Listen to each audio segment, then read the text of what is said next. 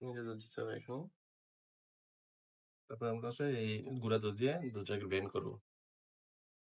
একটা পেস্টের মতো হয়ে গেল। এখানে আমরা হচ্ছে কিছু পাউরুটি দিব এই দুধের পেস্টটাকে ঘন করার জন্য। দিয়ে আমরা কিছুক্ষণ নাড়াচাড়া করে রেখে দিব, কারণ হচ্ছে পেস্টটা যেন একটু ঘন হয় পাউরুটিগুলোর সাথে মিশে। তারপর আমরা দুধটাকে জাল দিব, একটু এলাচ আর হচ্ছে লং একটা আর দারচিনি দিব। দুধটাকে আমরা গরম করবো। একবার গরম করানোর পরে দুধটা ফ্রিজে রেখে দেওয়া হয়েছিল সর করার জন্য। সর নিয়ে আমরা পাউরুটির সাথে পেস্ট বানাইছি। এখন আরেকবার আমরা মশলা দিয়ে গরম করবো, এবং এই দুধে লাগলে আমরা একটু চিনি অ্যাড করতে পারি। চিনি শিরা বানাবো। চিনি শিরার মধ্যে 2টা এলাচ দিয়ে দিব। 3 চামচ চিনি দিয়েছি। এখন আমরা পাউরুটি গুলাকে স্লাইস করে নিব 60 টুকরার জন্য।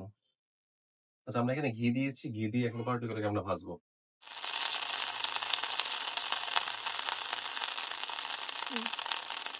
এবার চিনি জাল করা শিরার মধ্যে আমরা হচ্ছে পাউরুটি গুলাকে ভিজিয়ে নিব।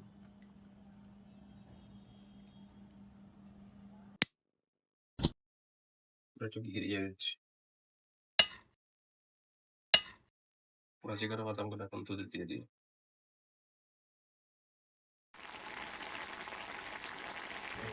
দুধগুলো দিয়ে দিব। হয়ে গেল আমাদের ডিজায়ার্ড 60 টুকরা।